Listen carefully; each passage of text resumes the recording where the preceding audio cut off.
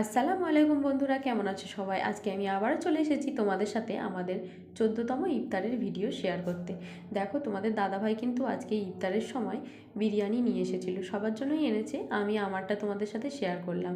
এক পিস বড় চিকেন আর আলু ছিল, আর বিরিয়ানিটা ভীষণ লাইট ছিল, মশলাপাতি কম ছিল, কিন্তু টেস্টটা ভীষণ সুন্দর ছিল। তো এর সাথে একটা করে কোল্ড ড্রিঙ্কস নিয়েছিল ছোটো। আমি একটা কোল্ড ড্রিঙ্কস ঢেলে নিলাম গ্লাসে। আর সমস্ত রকম ইফতার সবার জন্য রেডি করে বসে পড়েছি। আর হ্যাঁ বন্ধুরা, আজকে কিন্তু ফলের ইফতার তেমন একটা কাটিনি, ভীষণ পরিমাণে ঠান্ডা লেগে গেছে, যার জন্য আমি আজকে সব তেলে ভাজাই বানিয়েছি।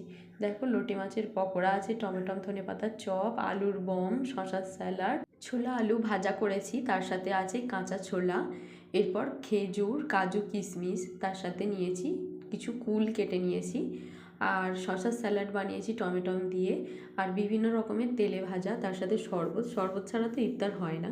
তো এই ছিল আমাদের আজকে ভিডিও। তোমাদের কেমন লাগলো জানাবে অবশ্যই, আর ভালো লাগলে একটা লাইক কমেন্ট শেয়ার করে দিও।